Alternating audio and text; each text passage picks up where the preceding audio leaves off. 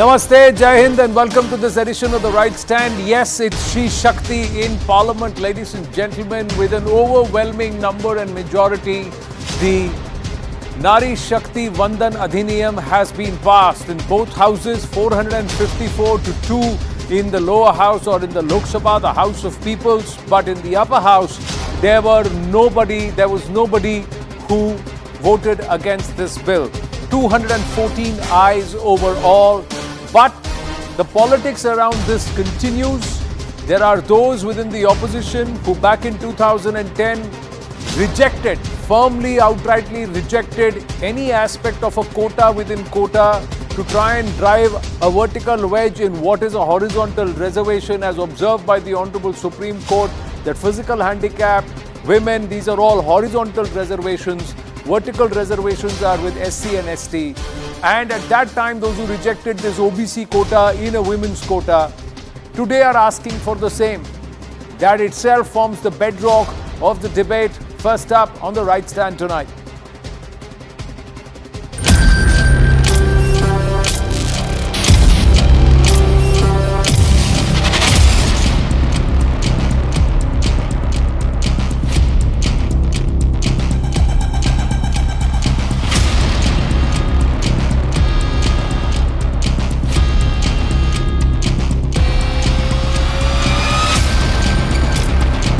एक नया आत्मविश्वास पैदा करेगा। नारी शक्ति को एक विशेष सम्मान, देश के सभी राजनीतिक दलों की सकारात्मक सोच होना हमारे देश की नारी शक्ति को एक नई ऊर्जा देने वाला है। ओबीसी हिंदुस्तान के 5% बजट को कंट्रोल कर रहा है। ओबीसी ऑफिसर, प्रधानमंत्री हर रोज ओबीसी की बात करते हैं, ओबीसी प्राइड की बात करते हैं, मगर ओबीसी के लिए किया क्या? I was shocked and shattered and shocked. Shattered and shocked. अरे भाई शॉक तो लगना ही था, जब पढ़ना ही नहीं पूरा तो शॉक ही लगेगा, और क्या होगा?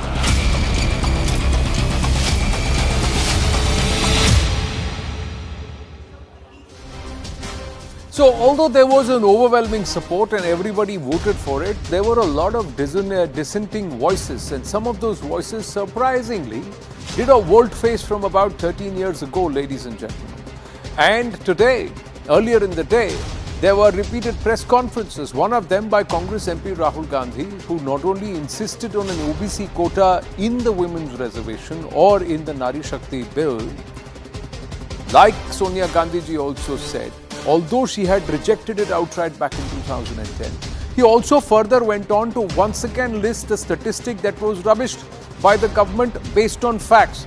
Now, what he said is a statistic that shocked him. He said 3 out of 90 odd secretaries in the government are OBCs, and called it an insult to the community, and said they themselves, these secretaries, they especially have only 5% of the government's budget to disburse with or to try and do something with in terms of put into effect. But BJP President JP Nadda had already countered Rahul Gandhi, saying how many OBC secretaries were there under the UPA rule between 2004 to 2014, and he further reminded the Congress that reservations were brought in 1996 and the current batch of secretaries are from 1992 or before. उस वक्त तो आरक्षण था ही नहीं. So how is it that this basic statistic has escaped? Or is the opposition just aiming to rabble-rouse? Or somewhere has the Congress now finally come on board this entire caste census narrative that has been mooted by Nitish Kumar of the JDU?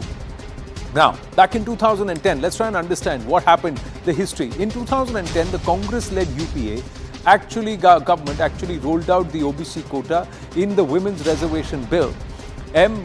Veerappa Moily, then Union Law Minister, had given several reasons for not providing reservations for OBC in the Nari Shakti Vandan Adhiniyam, as it is called now. At that time, it was a women's quota bill. National level data on OBCs is not available, is what he said. Difficult to determine who qualifies as OBC. Constitution lacks provisions for OBC quota in politics. Outdated census on OBCs is hindering accurate classification, and potential legal challenges if OBC quota was actually added. The JPC report examining the 1996 Women's Reservation Bill had recommended that the reservation be provided to women of OBCs once the constitution was amended to allow for reservation for OBCs. It also recommended that reservation be extended to the Rajya Sabha and the legislative councils. Neither of these recommendations were incorporated in the 2010 bill or even in the latest one.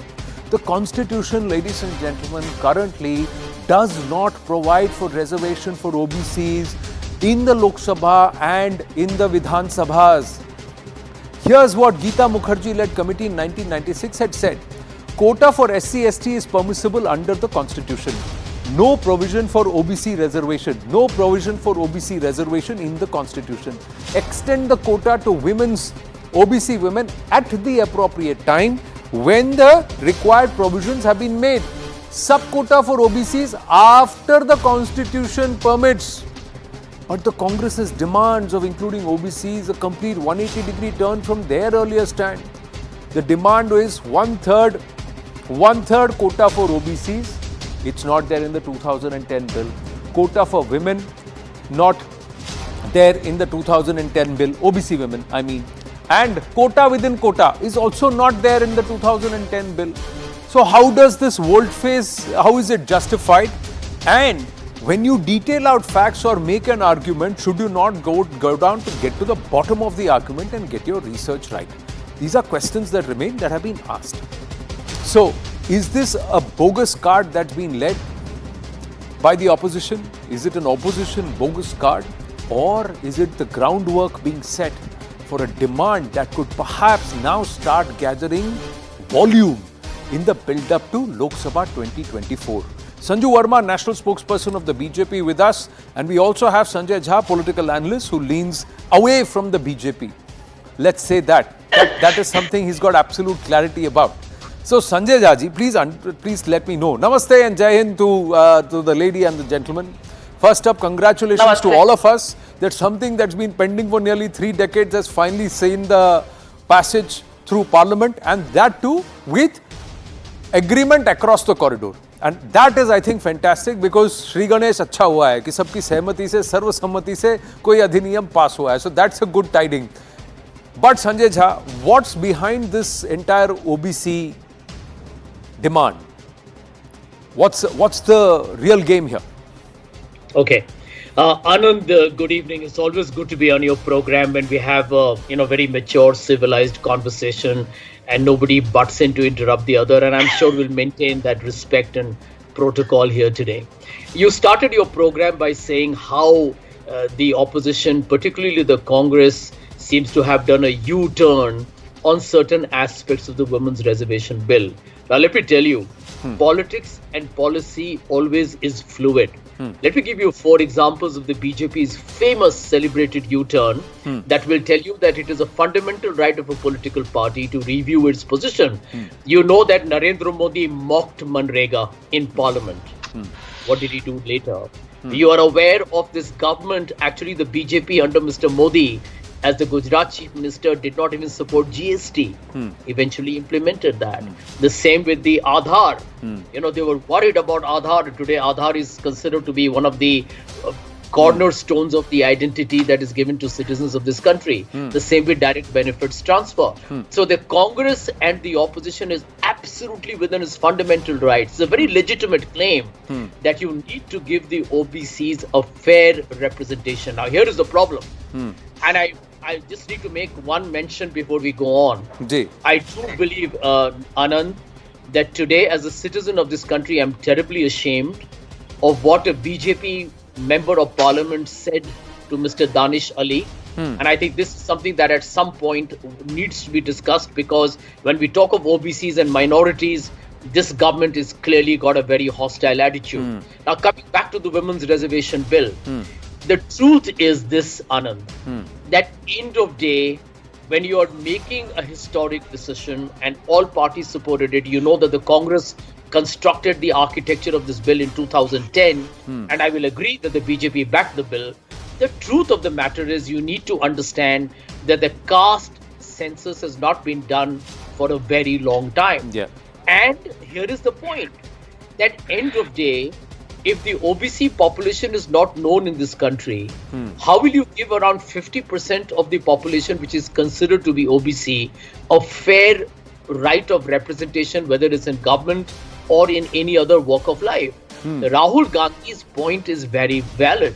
He says, and I think he represents a large section of the opposition here today, because this is an ideological argument, that end of the day, if the OBC data, and you're going by some old data which said it's 52%, speculation is it may be around 45%, we don't know. Right. Therefore, do a caste census is important. And if you don't do that, you really don't know whether government policies, programs, and welfare expenditure has made a difference to their lives. Right. Even with Thoda OBC, patience, as Sanju, you let him of the speak. Supreme Court verdict, I'll give you your there's a teeny layer. I didn't even open my mouth. No, I know. What's I can wrong see. with you, Anand? No. Sorry, Sanjay ji, just pause. Sorry, just pause. Sanjay ji, just pause for 5 seconds. My apologies. I saw I didn't even say anything. No, you didn't say anything, but I could see you getting little restless. Yeah, so that's why. I mean, I'm not even able to now, showcase expressions. I meant it not as a This is jibe. I ridiculous. meant it as a request. That's all. That please understand. If my tone was errant, I apologize. But it's not to try and get anybody riled up. That was not the intent at all. Yes, Sanjay Jaji, please complete. Yeah. Anand, 30 seconds, and I started this program by saying we should learn to respect each other. I mean, that's the basic foundation of any conversation. And I want to publicly credit you that every time I have gone on this face-off, you have been fair and you have been extremely impartial. So I really want to appreciate that. Now, here is a point I wish to make, Anand. Ji. Bottom line, there is a long way to go. And I'm not even going to comment on the hypocrisy of the BJP in bringing a bill that cannot be implemented till 2029 or afterwards. Right. I mean, that is something that I want to So debate. can we leave that to the next part, the second part of this face-off? Because Sanju Verma ji, some questions that I would like to ask Mr. Sanjay Jha, but after your rebuttal. Yes, Sanju Verma. Okay. Anand, now that Sanjay Jha has said it, मेरा तो obligation भी बनता है, but I've said this to you on umpteen occasions. Yes, you conduct very impartial and fair debates, and I expect the debate today to be one as well. And even anchor should not get riled if the BJP is making expressions which you don't like. मैं तो आजकल मुंह बिना खोले ही लोग खफा हो जाते हैं कि पता नहीं अभी ये क्या बोलने वाली है. Point noted. Okay. आगे चलिए. Okay. Now let me I will first tell you, I will respond to Sanjay Jha's allegations or his feedback as I deem fit. But I first have to say this. Many congratulations to everybody out there, because when Prime Minister Narendra Modi says the 128th Women Reservation Bill has become a reality and come to fruition because of the contribution of all 140 crore Indians, and not merely the women but even the men deserve equal credit. Second point, वो एक famous कहावत है, नारी तो माँ अस्ति, नारी तो कन्या अस्ति, नारी तो भागिनी अस्ति. Basically meaning कि नारी तो माँ भी है, नारी तो बेटी भी है, नारी तो बहन भी है, नारी तो सब कुछ है. And if somebody has actually translated this into action on the ground, it is none other than Prime Minister Narendra Modi. So I say hats off to Narendra Modi for converting ideas into action, because I will just say this to you, Anand. I always say that an idea is only as good as it is, as its execution. An idea is only as great as its implementation. You can have flaky ideas and castles that you can build in the air, but if you're not able to consummate them and transform them into actionable ideas on the ground, फिर आप कुछ भी करें, आपको उसका credit लेने का हक नहीं है. I will not repeat the fact that the Women Reservation Bill came up for discussion under the H.D. Devegowda government in 1996. It was tabled in 1998, 2002 and 2003 by Atal Bihari Vajpayee. Or the fact that Sonia Gandhi led Manmohan Singh government passed it in the Rajya Sabha in 2010, but it could not see the light of the day because it failed to pass muster in the Lok Sabha. These facts are known. The reason I say Modi government deserves credit is because, Anand, the political dispensation of the day, cutting across political ideologies and affiliations, political dispensation का काम क्या होता है? To bring forth and forge a consensus. And let us be very clear, there is no love lost between the opposition and Prime Minister Modi. and the lack of effort is from the opposition's end, not from Prime Minister Modi's end. And despite that, 454 versus 2. That was the tally in the Lok Sabha. 454 people voted in favor of the bill, which is 83.6% of the members present and voting. And I was taken by surprise that Rajya Sabha mein to aur bhi kamal ho gaya. 215 versus 0. 215 लोगों ने राज्य सभा में women reservation bill के लिए without any ifs or buts, they unequivocally, unconditionally, without any caveats, they said, "Ha, we are with the government on this." So I will also give credit to the opposition. I will not be, stingy today. I will be generous. I will be gracious. But Anand, now please bear with me for 40 seconds. There are some facts which your audience needs to know, because these facts have been stated by Amit Shah, the Union Home Minister, the National President of BJP, JP Nadda. But as the national spokesperson, it is my duty to reinforce some home truths. And the home truths are these. Pehle to, when you keep saying BJP does not support women, BJP is a very anti-women party. Listen, I'm as modern as they come, and I say this with all humility and without trying to put up a charade. Nobody in the BJP has told me, Sanju Verma, dress up like this or don't dress up like this, eat this or don't eat this, say this or don't say this, behave like this or don't behave like this. Point number one. Point number two, Draupadi Murmu, coming from one of the most backward districts of Odisha and one of the most backward tribal communities in the country, the Santhal tribe. I say hats off to Narendra Modi's vision for ensuring that a tribal woman becomes India's first woman president. And who did we see the opposition putting up against her? They put up a Yashwant Sinha, whose only job today is to troll Narendra Modi 24/7. I'm appalled to think this man was once the finance minister of the country. Please bear with me now. 30 seconds more, because you gave a lengthy intervention to Sanjay Jha. I will not take more than 30 seconds. As JP Nadda said, because many may not have had the good fortune to listen to his speech, but many people watch Anand Narasimhan show. अरे आपके तो जितने पूरे MP नहीं है, उससे ज्यादा तो हमारे OBC MP हैं. The total number of MPs that the Congress has in the Lok Sabha is 52. We have 85 MPs representing 29% of our total strength in the Lok Sabha. We have 40 MLCs representing, we have 40% MLCs from the OBC community. We have 27% of our MLAs who are from the OBC community. We actually, in numbers, we have 36 OBC, 36% OBC representation in the union cabinet with 29 OBC ministers. तो मैं यही कहूंगी, आप जब BJP या मोदी सरकार के खिलाफ लांछन लगाते हैं, थोड़ा please but I'll tell you what, Sanju Verma, here is the thing. Last 10 seconds, please. Yeah.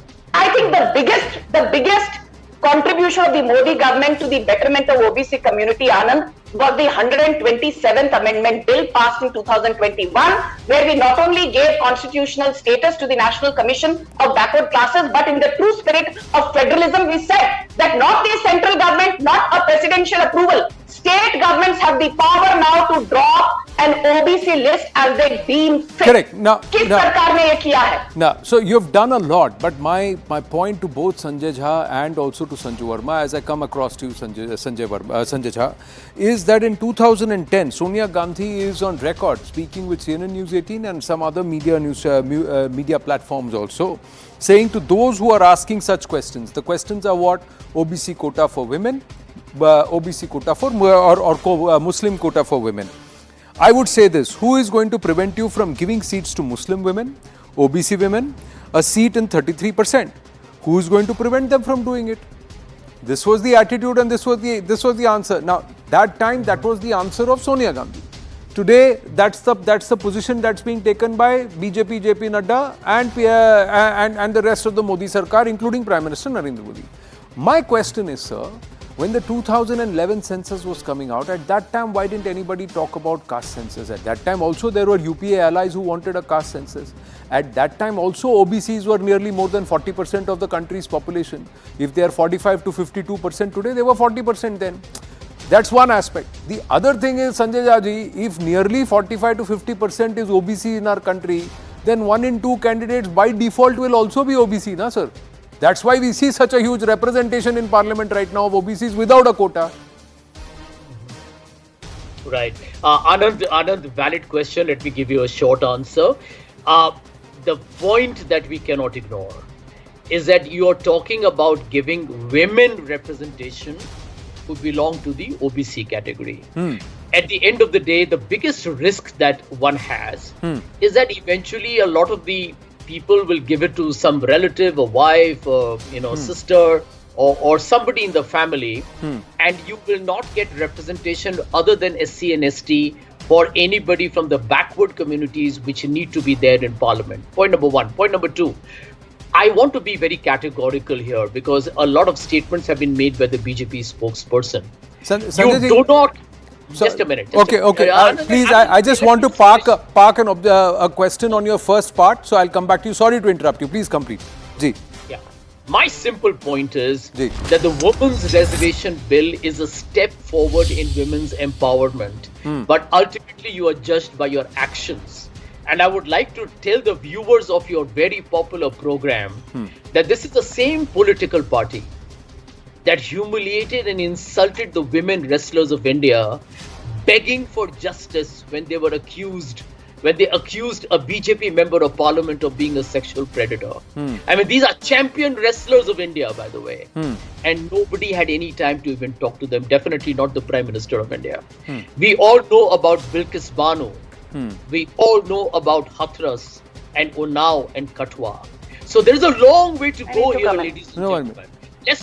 Let's not for a moment delude ourselves that by creating a bill, the issue of the abuse of women or the discrimination against but for every but Sanjay ji, allow me an intervention, please. Sanjay ji, please. But my point is, sir, for every instance I'm just wrapping up. Just give me a minute. I'm wrapping up. Okay, please. And then I will take your question. I'll allow him. Please let him My larger point here is that the BJP practices double standards.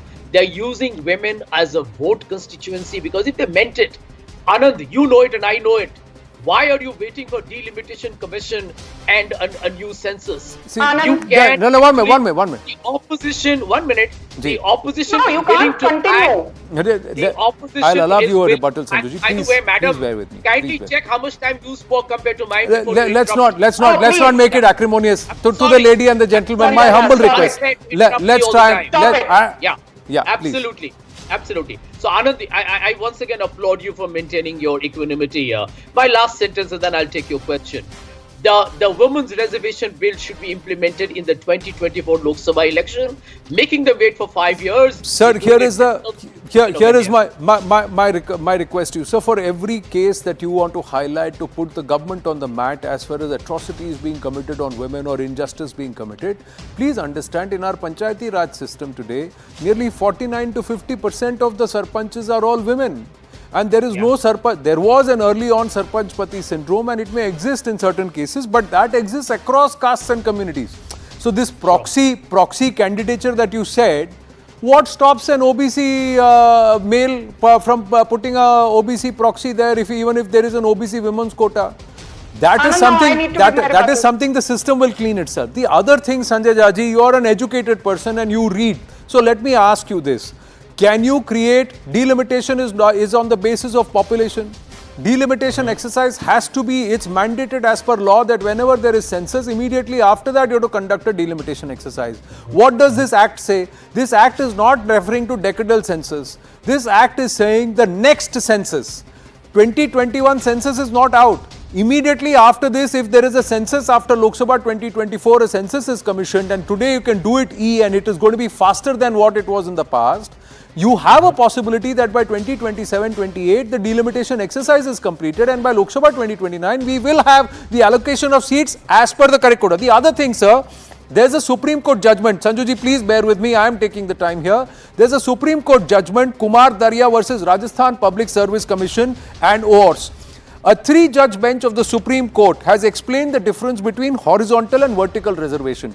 It was stated that special reservations in favor of those who are physically handicapped and women, etc. under Article 16 bar 1 or 15 bar 3 are horizontal reservations, whereas a vertical reservation is made in the favor of a backward class under Article 16.4.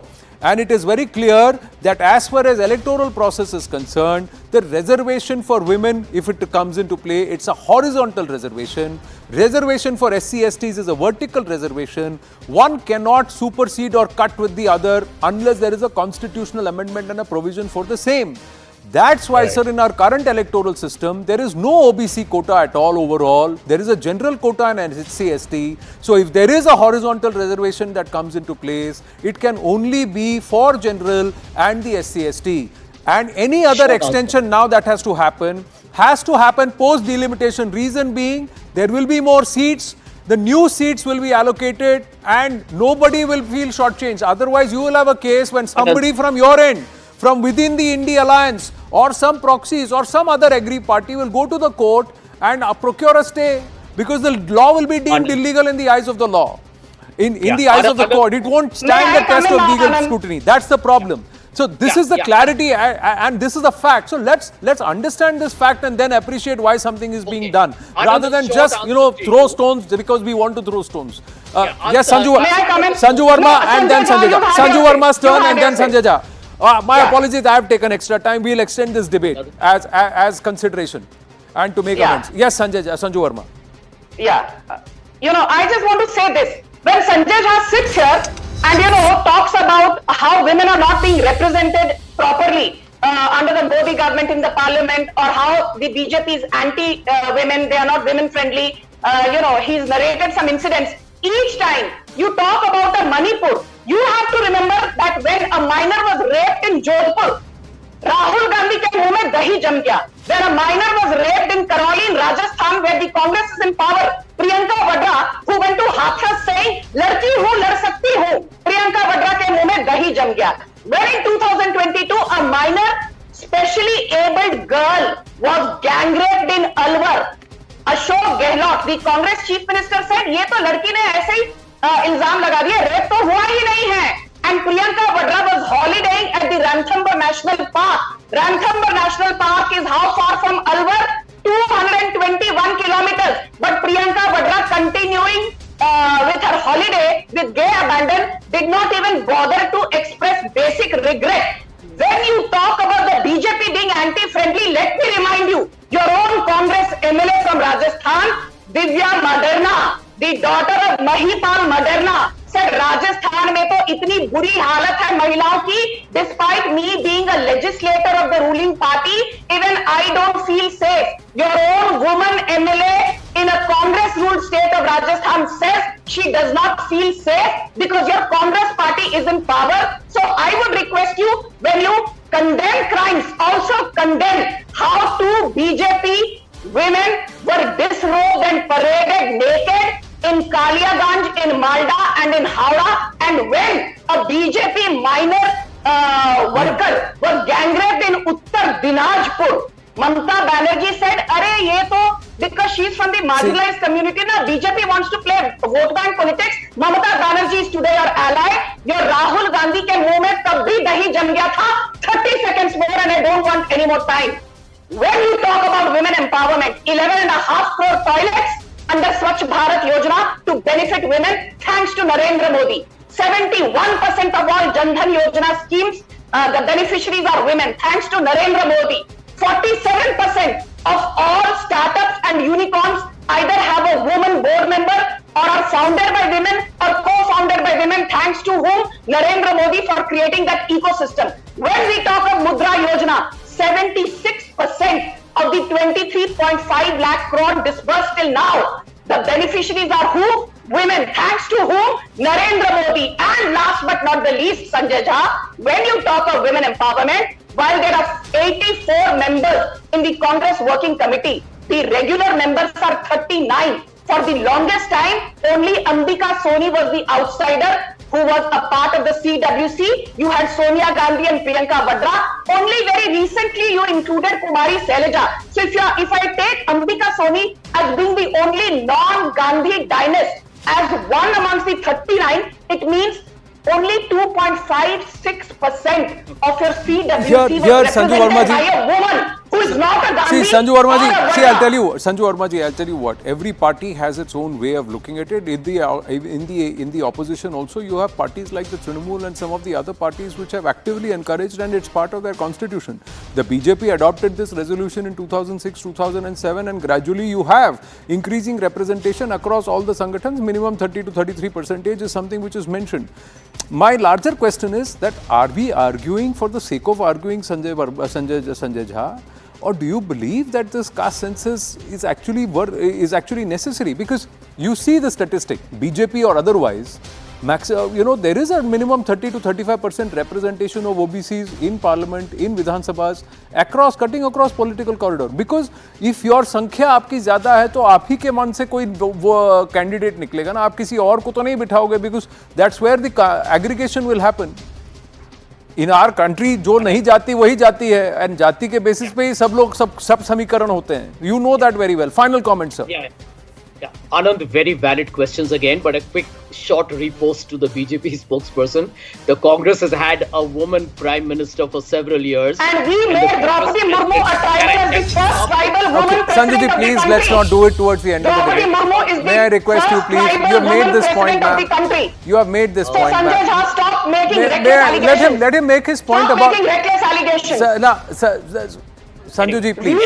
Sanju ji, please yield. Sanju ji, please yield. Sanju ji, please yield. Sanju ji, please yield. Sanju ji, please yield. You made the point about Draupadi Murmu ji. You made the point. Like, he has the right to make. He has the right. I interrupted him twice during his intervention. No, I did not interrupt you. Now, are we going to nitpick like this through the debate? Let's not, for the final minute, disrupt what we have done constructively for 25 minutes, ma'am. My request, humble request. He's been making reckless allegations. My request, ma'am. He has his right as an opposing voice to make his point. You may agree, disagree with it. I don't have the right. You have the right to rebut, but when I come to you, ma'am, if you want the right to rebuttal, I'll give you the right.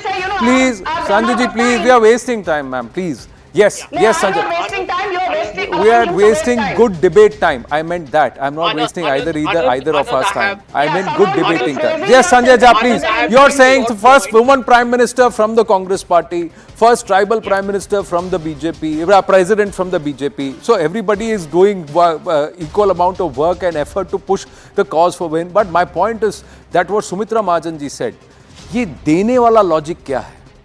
उनका हक बनता है. Women are 51% of the vote share today. Yes, Sanjay ji. Derail my part of my last part. 2 points here. Why is the only political party in India reluctant to have the caste census, the BJP? I'll tell you why. Because it does not suit their Hindutva politics. Because that will come to expose how the Okay, wait. Sanjay ji, please. Have not benefited because they have exploited the OBC vote bank. They have exploited even the lower caste vote bank in the caste structure, and they will be exposed. Absolute rubbish. Okay.